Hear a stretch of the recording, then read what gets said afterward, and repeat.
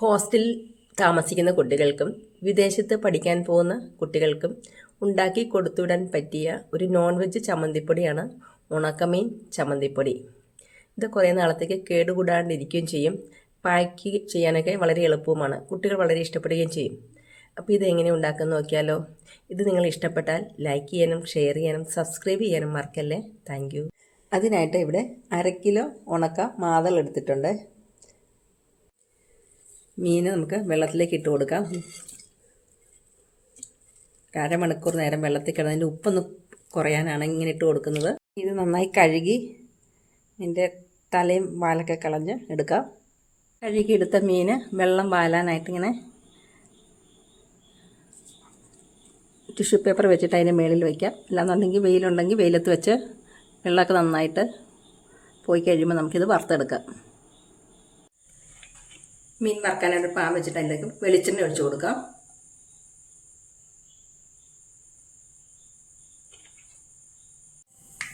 ചൂടായ എണ്ണയിലേക്ക് മീൻ വറുത്തെടുക്കാം.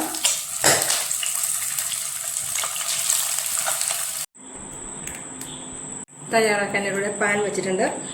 അതിൽ വെളിച്ചെണ്ണ ഒഴിച്ചിട്ടുണ്ട്. ചൂടായ വെളിച്ചെണ്ണയിലേക്ക് ജീരകം ചേർത്ത് കൊടുക്കാം.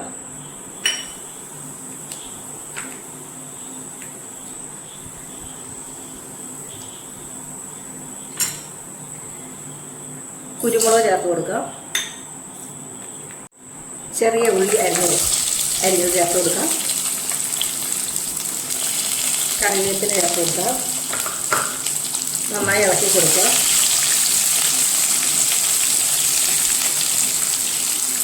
വറ്റൽമുളക് ചേർത്ത് കൊടുക്കുക. ചെറുതായി അരിഞ്ഞ സവാള ചേർത്ത് കൊടുക്കാം.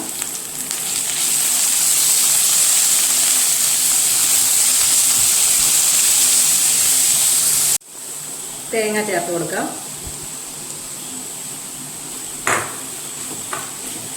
നന്നായി ഇളക്കി കൊടുക്കുക.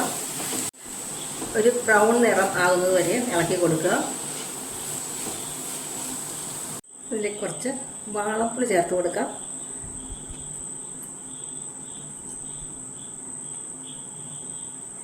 കുറച്ച് ഉപ്പ് ചേർക്കാം. മീൻ ഉപ്പുണ്ട്, അതുകൊണ്ട് നോക്കിയിട്ട് കുറച്ച് ചേർത്താൽ മതി. നന്നായി ഇളക്കി കൊടുക്കുക.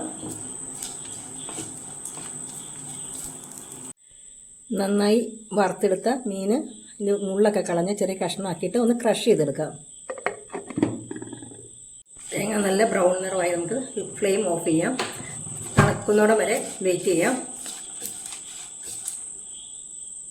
വറുത്തെടുത്ത വറ്റൽമുളക് നമുക്കൊന്ന് ക്രഷ് ചെയ്തെടുക്കാം. വറുത്ത് വെച്ച ബാക്കി തേങ്ങയും മറ്റെല്ലാം കൂടി നമുക്ക് പൊടിച്ചെടുക്കാം. ഇത് നൈസായിട്ട് പൊടിയണ്ട, കുറച്ച് തരിയായിട്ട് പൊടിച്ചെടുക്കാം. എല്ലാം കൂടെ മിക്സ് ചെയ്ത് യോജിപ്പിക്കാം.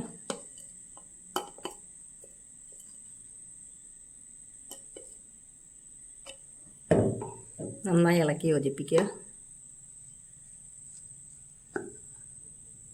ഇത് ഉണ്ടാക്കി നോക്കിയിട്ട് നിങ്ങളുടെ അഭിപ്രായങ്ങൾ അറിയിക്കണേ. നിങ്ങൾക്ക് ഇഷ്ടപ്പെട്ടാൽ നിങ്ങളുടെ ഫ്രണ്ട്സിനും റിലേറ്റീവ്സിനൊക്കെ അയച്ചു കൊടുക്കണേ. അടുത്ത ഒരു വീഡിയോയുമായി വരുന്നവരെ എല്ലാവർക്കും നന്ദി.